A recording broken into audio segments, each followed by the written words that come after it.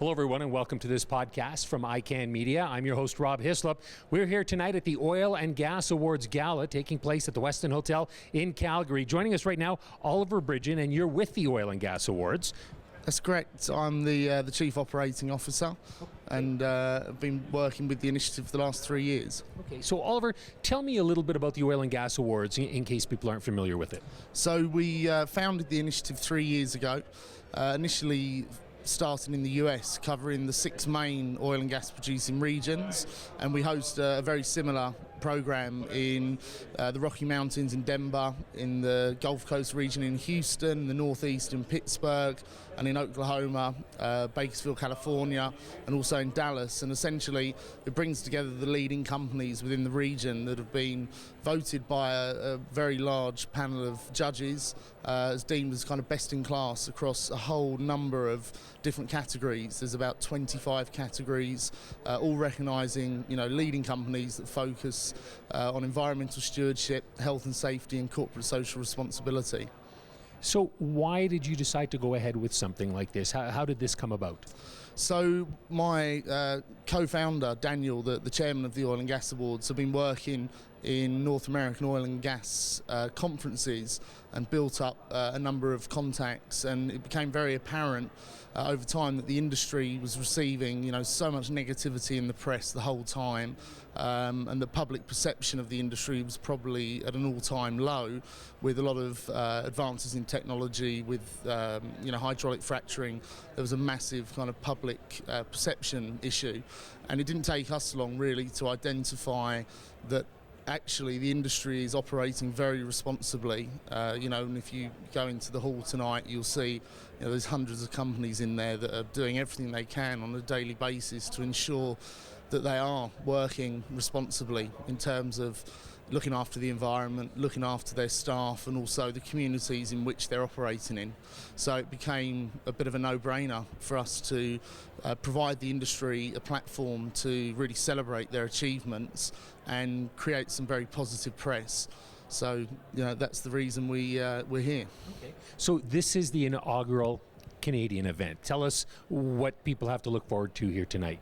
So we've obviously we've had the industry summit during the day, which was a real success. Some really great speakers discussing key issues that the industry's facing.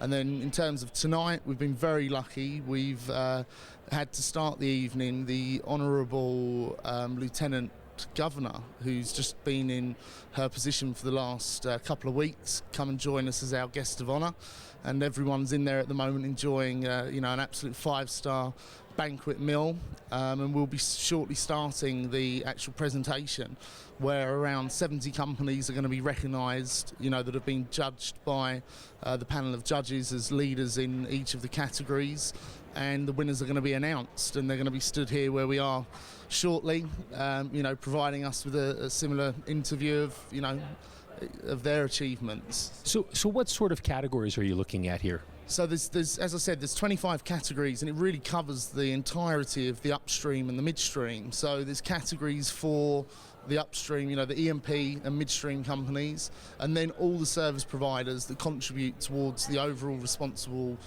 growth of the industry. So there's categories for the drilling companies, for the construction companies, engineers, the recruitment, the law, consultancies, everything, all of the companies that are kind of helping the industry develop are being recognised, as well as a couple of actual categories for individuals. So we celebrate rising stars for our future industry leader category for people under the age of 40, and also our industry leader, so someone that's been recognised by their peers as really contributing and having given a lot to the industry over their career.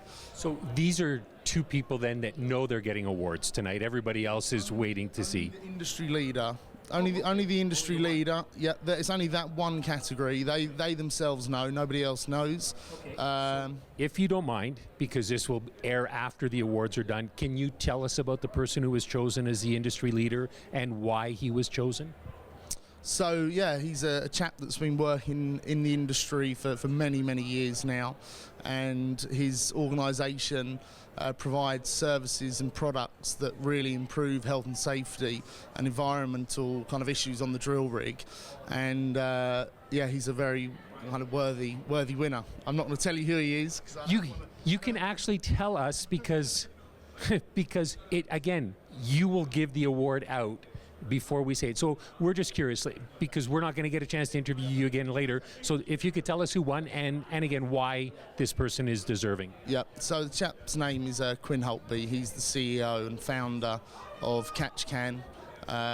He's 30 years in the industry. He's developed a global business that operates in, I believe, over 60 territories. And I think his organisation's kind of a testament to what we stand for, which is, showcasing individuals and organisations that are really going the extra mile to ensure that the industry develops responsibly in terms of environment and also safety and also good, corporate citizens. So that's why he's been selected. It was a decision the judges have made.